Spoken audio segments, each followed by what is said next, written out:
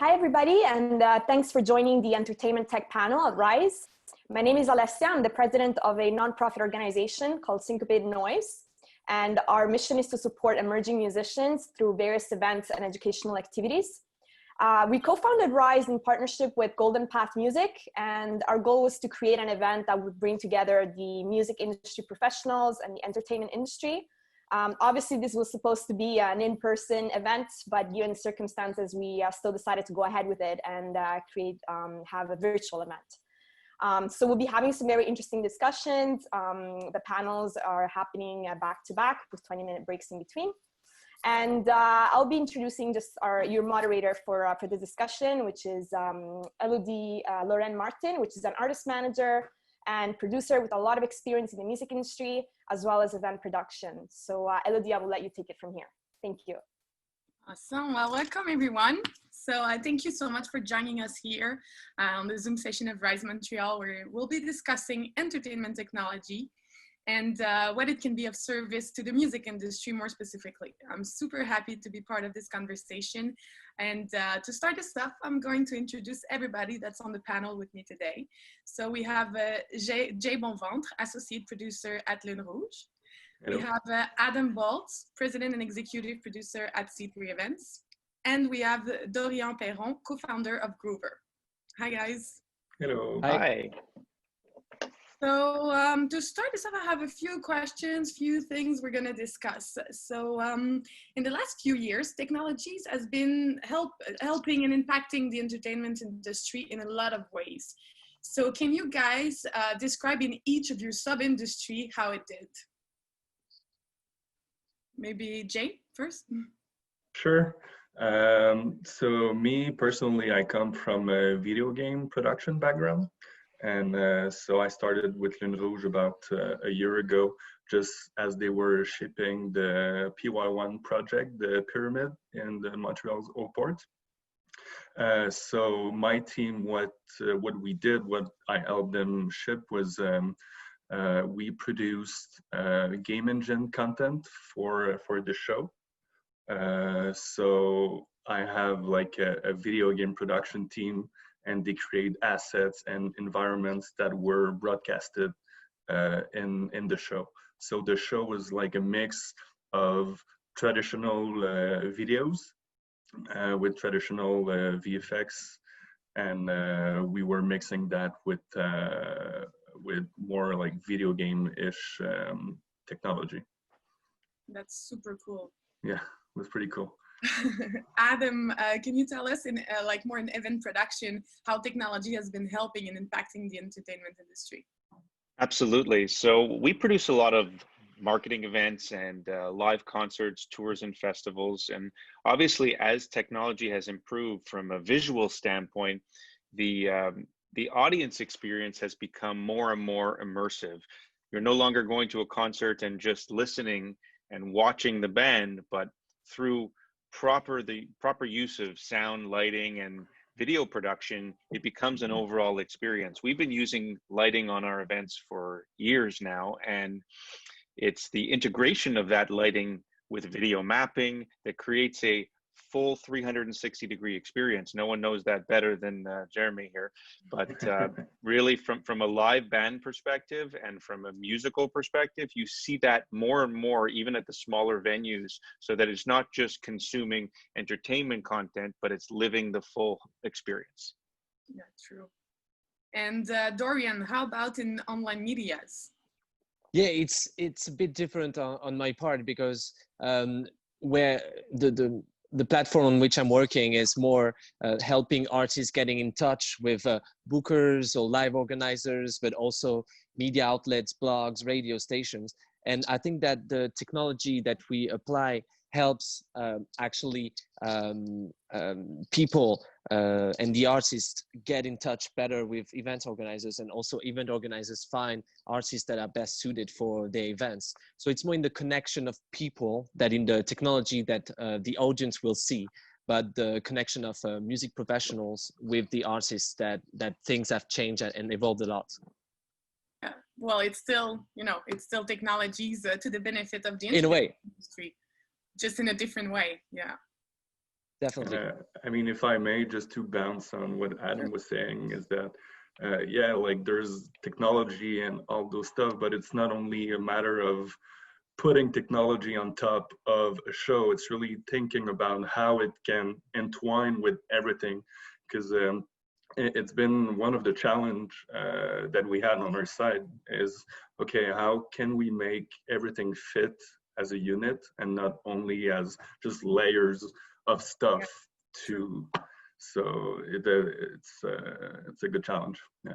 We like to say that we want the technology to amplify the content, but not Exactly. take over the content. The whole purpose of going to see a live show is that we are all staring at our screens all day long at home. If I'm going to come out and I'm going to see a live performance, then that's that experience that I want. But through these amazing technologies that are available, it just really enhances that experience.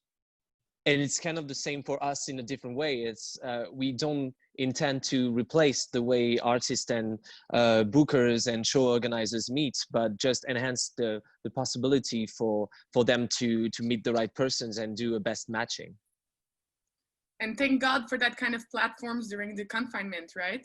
Because with all of the, like the social events and everything that was canceled, even for us professionals, there's no Meet Them, there's no South by Southwest, there's nowhere that we can actually, you know, develop our connections and our relationships. So thank God for that kind of things nowadays. You know? Yeah, and definitely what happened during the COVID period is that it actually doubled, our activity doubled during this period. Like the artists were even more willing to get their presence online in a better way, and also all the professionals were at home and had time to discover new music and new artists. So it was really a time where like everything exploded during these 2 months.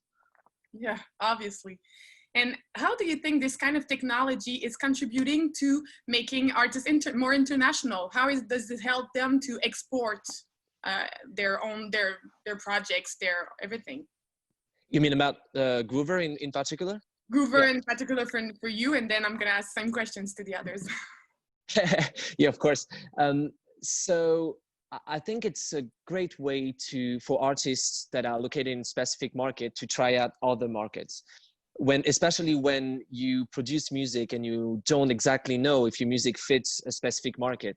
I can take the example of Quebec. If you do music in Quebec and you're willing to maybe expand in France to expand your market, but you don't know if it's going to work out there, and you don't possibly have the budget to invest in like a PR agent there, Groover is a great way to try out, to get in touch with specific professionals, bookers, radio stations, media there, and see if your music, it could be something that would be great to invest in, like develop a new market.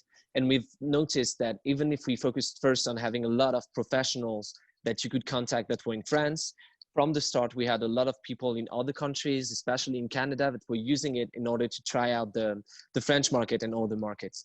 And definitely we've seen some artists put into action some strategies towards this market after they tried out Groover. It wasn't the only factor, but it also like contributed to say, okay, I guess there's something to do there.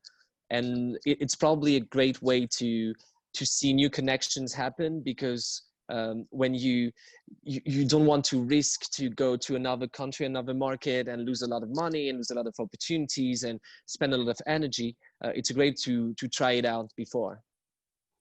Definitely.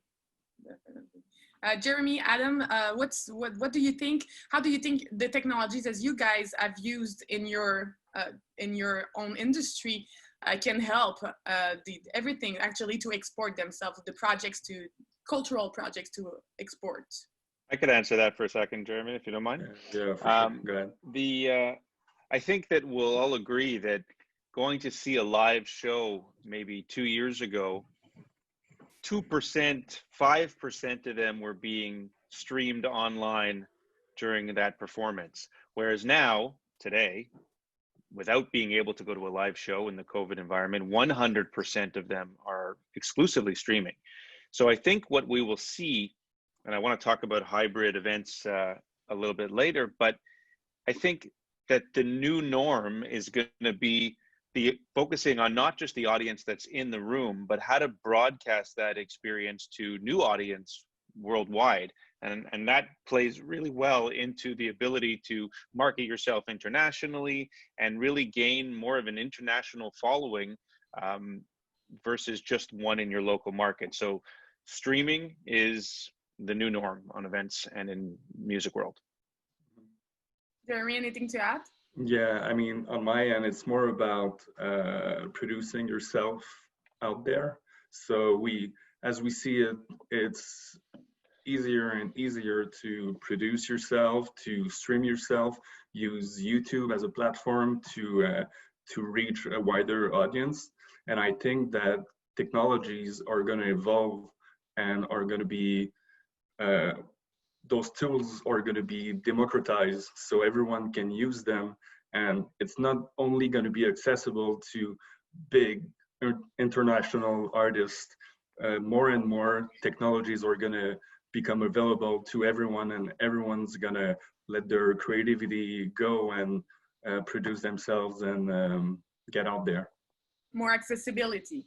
Yeah. Makes sense. So one of the biggest challenge of event production is to find entertainment that will keep the guests happy and interested the whole time, and they're having fun. So we've seen a lot of interactive soccer field, VR interactive games, holograms, even hosting corporate parties. So Adam, in the last few years, what kind of entertainment technologies have you incorporated to your events? So I could talk about that pre-COVID, and where that was going was really to integrate more augmented reality into live events. So although not everyone has bought into the idea that they could augment the experience either through their phone or through additional screens, certainly adding layers of technology can enhance it.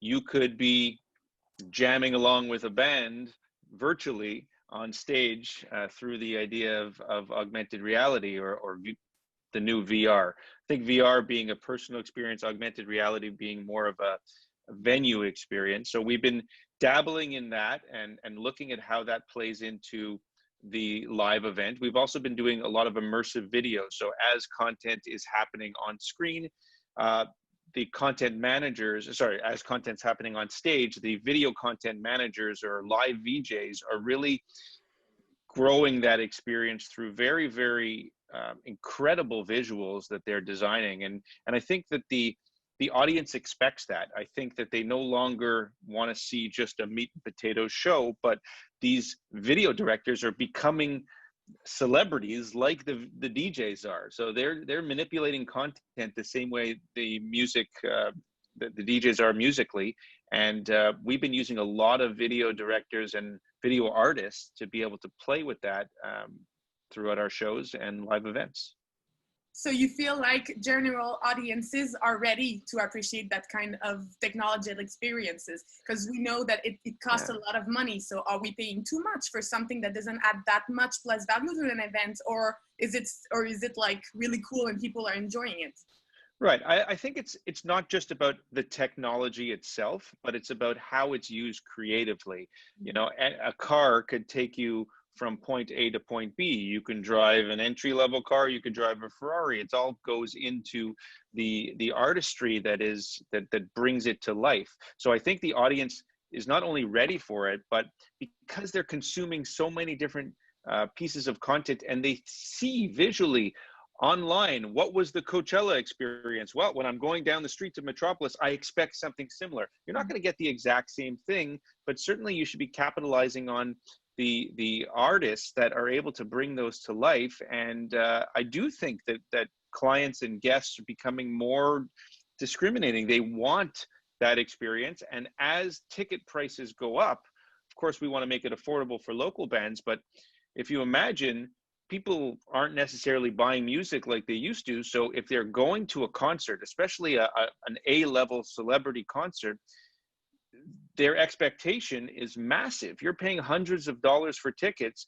You no longer just want to see the band on stage playing the hits. You want to have that total experience. And if you don't get it, you'll feel that you've overpaid. So yeah, the expectation is there, especially in the younger generation. That has become the norm. Jeremy, what kind of technology you think is the most engaging? What works best for an audience? So it goes back a lot to what Adam was saying. On our side right now, we're exploring a lot of AR and see how we can incorporate AR into events, but not only to add layers on top of the artist, but how it can immerse, how it can better immerse the people, the audience, but also how can they participate in the event. So for the thing that is cool with AR is that it can be a contemplative experience where you just watch what's going on, but with AR, it's really entwined with video games. So you can, for example, in AR, like you could have the artist is playing, but there's like effects all around the room, and you could like swipe your hand. And have an impact on what's going on. So I think especially our generation, like millennials, like they want to, when they go and see a show and they're paying good money for it, like they want to have like a novelty experience. So it's all about how you can make the technology work as part of the event, and how you can include the audience in the event that you're creating. They're not only spectators, but they're also actively participating in the experience. So that's a big thing, and I think it goes back to what Adam was saying a lot. But like, if we say like really specific, what is like the cool thing that you feel engages more the audience? Like, is it like you mentioned AR? Is it like to have some, I don't know, some drones there? What does the people like the most in events? I think that, sorry, go ahead. Go ahead. No, I wasn't going to answer it specifically. Sorry, Elodie, but I was going to say is it really depends on the audience. Yeah. So you have to know who you're targeting and what they've seen. We used to do a lot of nightlife events for the hospitality industry. So people that worked in bars and in nightclubs, and they are a lot more discriminating in their taste because they have the disposable income, they're traveling the world, they're seeing what's going on. So we might bring out the newest technology to them. Whereas if we're doing a different type of show for a different demographic, it may be a little bit more entry level in terms of interactive experiences. So it's important that whatever technology you put on, that it is able to be tailored, because very quickly you could lose them, and it has to be tested for that specific group. And is that what you're going to say, Jeremy?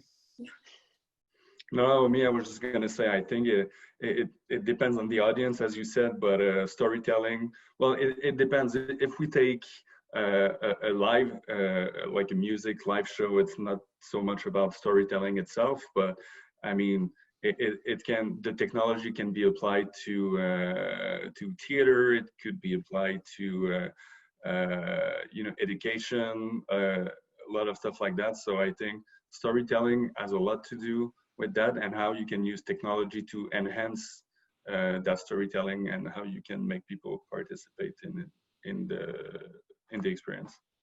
Makes sense. Yeah. And I just wanted to add something is, have been trying to watch some live stream shows these past 2 and 3 months, and I had difficulties to be really hooked in the moment, and I couldn't watch more than like 1, 2, or 3 minutes.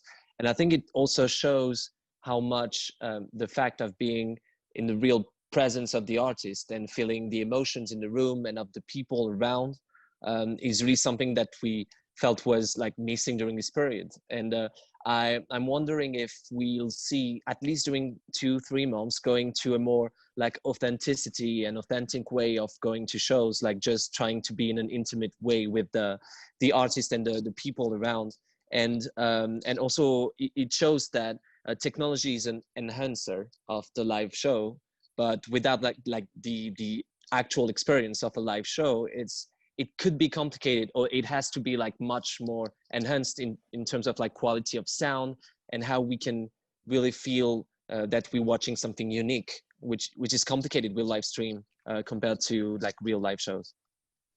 But I just mentioned, Dorian, that that's one of the reasons why we're moving towards more of a hybrid experience. And I'm involved with a couple partners at building a drive-in event theater that's primarily focused on live bands in Montreal. It's the first of its kind in Canada. For that reason exactly, you may not have that experience about cramming 1,000 people into a show bar, but we are sick of just watching it online, and we really want that more live experience so that people can connect with each other.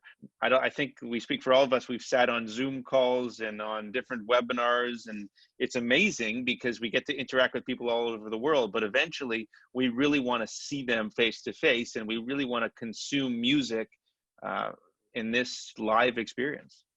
Yeah, I completely agree. Yeah.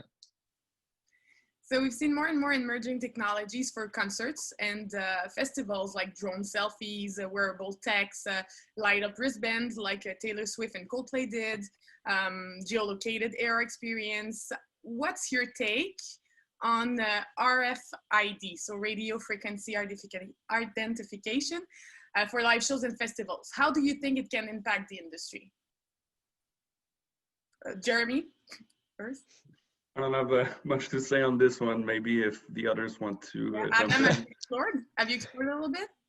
So, you know, I'm not very, very familiar with it, but essentially the idea is that we're trying to push content to you based on your location or based on your proximity to a specific stage or a specific sponsor. I think it's a very slippery slope because and you'll correct me if I'm wrong, Jeremy, but the interactive gamification at events, I have to want to opt into that. I want to participate in it. I may not be the guy that wants to use augmented reality and an application to engage. I may just want to sit back and watch the show. With RFID, it's a little bit more invasive, and you have to, you know, you're being told what to do, how to do it, and push to your device, the way I understand it. But I don't know that it's going to take over this type of industry the same way it has with like more of the trade show industry. Mm-hmm. And with the COVID-19 pandemic causing to cancel all the concerts, obviously, do you guys believe that VR will make kind of a comeback for online immersive concert streaming? I think oh, go ahead. Go. No, go ahead, Jeremy. I was gonna say, at the moment, VR is not strong enough to take that opportunity. I mean, right now would have been the best opportunity in the world to promote VR, but VR is not there yet. It hasn't been adopted by the mass market yet. Not everyone has a VR kit at home. It's still seen as like a video game tool. So, I mean, there are a lot of companies that already have apps, VR apps, where you can watch shows or artists, but it's like the tech is not quite there yet, because all they're doing is like they put a 360 camera on the stage, and that's what you're getting in the headset. You're just watching a video, but you're not like, you can't move in the environment. You're not interacting with the environment. But one great example of VR with an artist that's been made, I think it was about a year ago, Lindsay Sterling. She's a violinist, and she was in her basement with a mocap suit on, and she was in a game environment. So she was in a VR environment. She was playing her violin, dancing, but the environment was like something super sci-fi, game-ish, really over the top. And there were people attending the VR event. They were there as avatars, and they could like send thumbs up, send fireworks or whatever. Like, so in real time, Lindsay could interact with her audience. She could see like the chat and if people had questions, stuff like that. So that's the kind of experience that would have been like the prime experience for VR to be available as of right now. And coming back to what I was saying a bit earlier, when those tools are going to be available for everyone to use, then everyone's going to be able to jump in a mocap suit and enter a VR world and perform for whoever is willing to join the world, you know? That's super cool. Yeah. Dorian, you were about to say something? Yeah, I was going to say that Jeremy summed it up really well, but there's a big thing about the time to market of this technology. We've been like talking about VR for years, and for now, not a lot of people have a VR headset. I don't have one. I think I'm like kind of like not a tech native guy, but I have a lot of like stuff, but still don't have like a headset.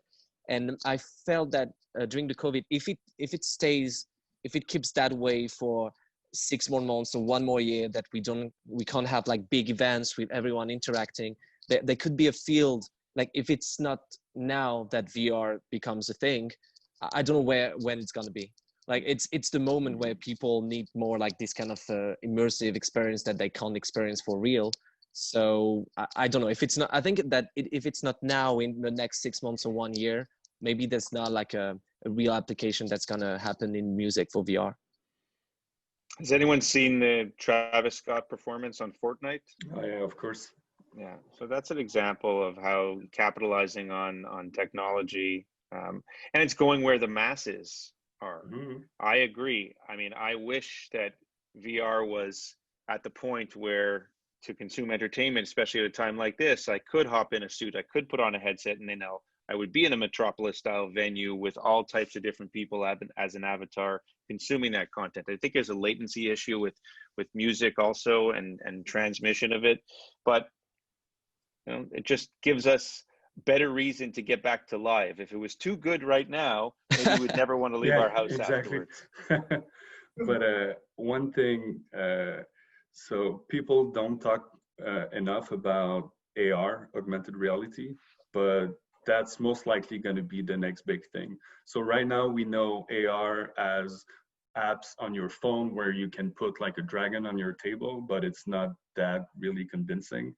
But I mean, the technology, some companies like Microsoft are developing like headsets where you put it on your head and you can see your world augmented. So that technology, like in 5-10 years, it's going to be in our glasses, and we'll be able to consume content wherever you are. And like you could have like a library of like artists, and you decide that in your living room on your table, that's going to be your stage, and you're just dropping like Madonna on your table, and she's going to perform a song or whatever. So unfortunately, VR. Like every year, people are saying, "Oh yeah, that's going to be the year of VR. That's going to be the year for VR." But it should have picked up earlier if it would have been the big thing. But yeah, AR is definitely gonna step up, I think. Yeah, people need, like today, like people need reality. They could augment it. It would be great, and it could be great interactive experience, but they need a part of it being reality. Yeah. So I totally agree about like augmented. So AR being probably the next big thing, and maybe like this kind of Google Glass that came too early, exactly. And that may be coming next if there's a time to market that's right, more than like the total like VR boom. Mm-hmm. Yeah, true. So just before we move on to the audience question, I just wanted to ask Jay, because Jay worked on Madonna's performance at the 2019 Billboard Music Awards, playing with volumetric capture technology and super cool things. So I wanted to know, Jay, what was your biggest challenge on this project, technology-wise? So it was the first time that we were playing with volumetric capture, so it was kind of a new tech for us.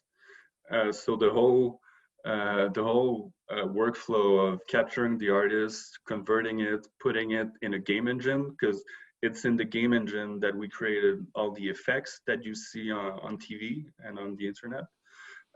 So that was a big challenge, getting to know how to work with the tech, what material works best on the camera. So like for example, like we would give options for Madonna to choose like her outfit and saying like, well, this would fit better for volumetric capture, but obviously she wasn't choosing the right one, you know. So it was the whole getting to know how to work with the tech, putting it in a game engine, and how to live broadcast it, because it got broadcasted live on TV. So getting all those pieces to work together was a big challenge. So it was like a whole R&D project in itself. Yeah. It still is. Well, at least you guys developed the pipeline, so should be cool for the next time. Yeah, we'll see. So we have a few questions from the audience. I have a question here from anonymous attendee. Looking at the company like Cirque du Soleil, what do you envision they will do with tech to connect audiences, given that many of their shows will host less guests? Do you guys see the questions? Yeah. Let me. Right. Well, I guess I'll answer. I work with geese, so. But it goes back a lot to what I was saying about AR and VR, how we can enhance, how we can take that technology and enhance the show, depending on it. It doesn't matter how many people's in the room, but it's going to be a challenge to see how we can incorporate that technology into live show, because as I said, it can be applied to music shows, but it can be applied to shows of Cirque du Soleil as well.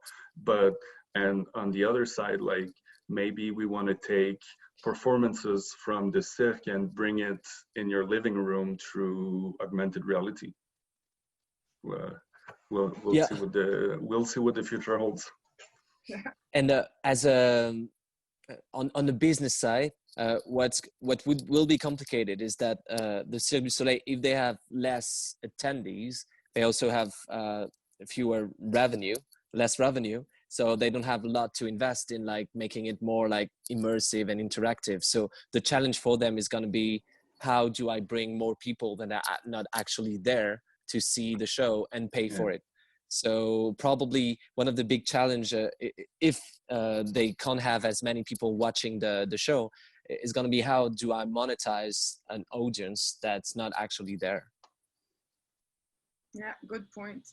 I have another question. Do you guys think that tech will allow fans to get closer to the talent? For example, artists are now doing birthday messages for a fee.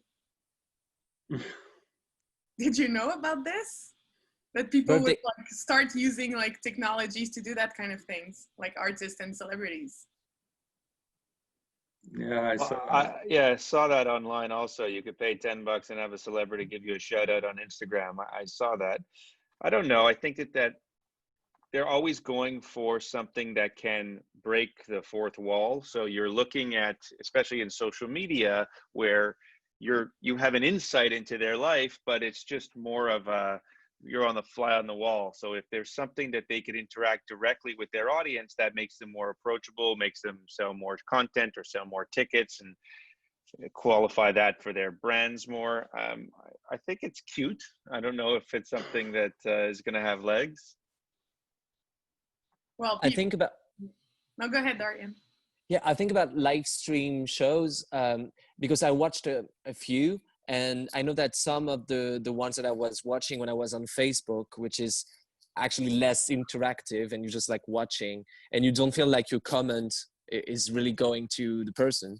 And on the contrary, when I was like on Instagram, like the full screen is the live show, and you see all the people interacting. And I saw a lot of like artists really responding and answering the questions that were going live, reacting to them.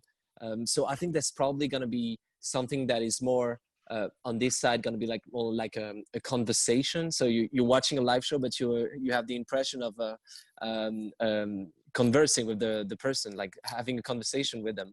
And I know that like even like when I was like commenting and there was like an answer from the person that was doing a live show between two songs, it was really like something very different from what you can expect from live shows usually. So it's maybe something to push a bit further, like this personal interaction that you can have with the artist through this live stream and stuff. And tipping could be great, like the ability to tip the artist during the show. Yeah, but one thing I feel like what you're describing, a lot of artists are doing it through Twitch live streams. Yeah. I'm seeing a lot of bands that I like myself that they started doing with the whole COVID situation. They're just doing live streams where they're explaining how they write music or how they mix or whatever, and they're answering questions as they go, and it's super like you feel super close to the artist. It feels like a conversation. So yeah, that's really cool.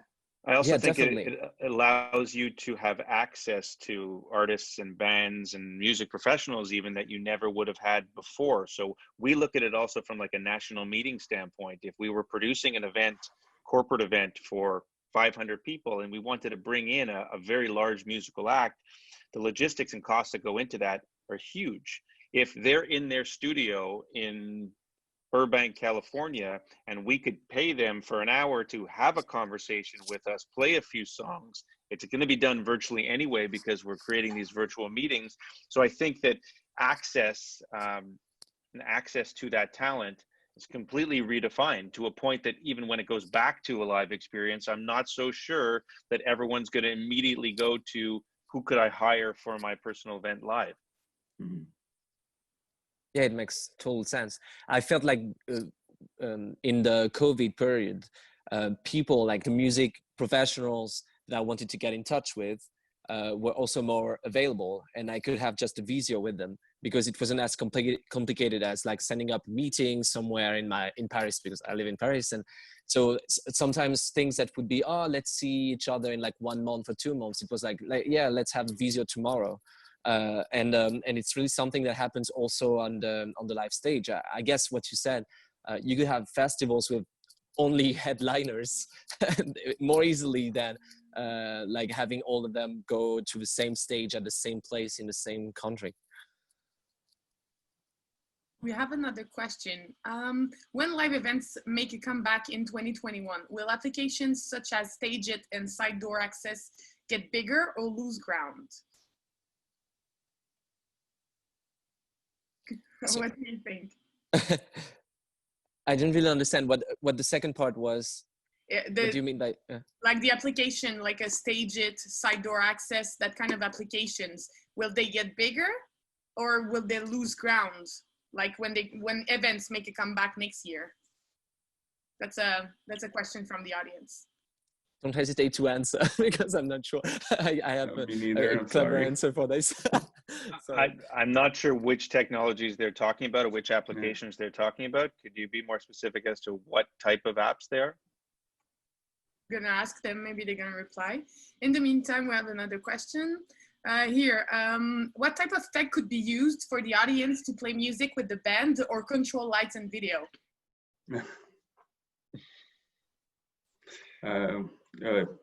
First thing that comes in mind, it's VR. Like if we take that example of that artist that was in her mocap suit and playing for a VR audience, people in the virtual audience, they could push buttons or have some sort of interactions that could be played in the environment that everyone could see. That's the application that I see in the virtual world. Not exactly sure how it can be applied into live. Maybe if there's like video mapping or stuff like that, it could be interactive in some sort. Most likely Adam has a better insight on that. There are a lot of different applications that could push content to screens or allow manipulation of different screens based on the number of participants, based on special tag words they throw up. We've done photo mosaics where people take selfies and then they're recreated into interactive backgrounds live, and it all gets curated as part of the video content. So the cool part is, the sky's the limit. If someone comes up with an app tomorrow, as long as the technology is there to be able to showcase it, it's what you do with that content that is user generated, that is going to make for the changes. And I think that people are looking at that every day, and every day, the same way in e-commerce, Shopify has add-ons that get built on. Well, the sound, lighting, and visual world will have more and more applications to interact directly with the audience daily. And I think the challenge would be for this kind of stuff to have a way of making everybody feel in the audience that they contributed to the lighting and to how the show is, and not like just one person because they did something on their phone, and you don't actually want them to look at their phone during the whole show. So the idea would be maybe to have some like physical accessories, like in festival, people like moving some big balloons, and maybe you could have like something on screen saying if you push the balloon on the right, the light is gonna go purple. I don't know, something like this, and everybody like trying to contribute to push the balloon in the direction of the color they want it to go to. I don't know, it's like an idea, but like showing how you could have physical things happening in the show, and that make everybody feel that they contributed to the lighting and to the atmosphere. I've seen drone shows where the audience chooses what their drones are going to spell next. So depending on what you basically have a voting system, and there's different ways to do it. But I agree, the goal of a live show is to for sure immerse the audience, but we want them to look up from their phone. We don't want them to constantly look at it. So I think it's a slippery slope. Yeah, and that's why that in 10, 20 years, when AR is going to be in your glasses, or your all of that content is going to be available to you to interact in AR, and it's going to impact the physical world. So we'll see. It's that's some Black Mirror stuff. No, that's PY5, not PY1. There you go. We'll see about that. Version. Guys, we're gonna have to wrap this up. It's already done. It went so fast. Thank you so much for attending. Thank you so much for being there and answering your questions. Thank you, Elodie. That was a really great panel. Thanks to all the speakers and everyone who's been in attendance. We'll take a little break until the next panel at 3 o'clock, but I'd like to really thank you all. That was a really great discussion. And I hope that everyone in the audience enjoyed it. And we'll see you at 3 o'clock. We're accepting donations for the event. So if you'd like to make a donation, anyone who's in attendance, you can do that at risemontreal.com so that we can actually do a physical event next year. So thanks everyone, and hopefully see you in 2021, and the event resumes so that we can put all these great technologies to use. Yeah. Thank you, guys. Thank you. Thank you. Thanks, everyone. Bye-bye. Thank you very much. Bye. Thank you. Bye.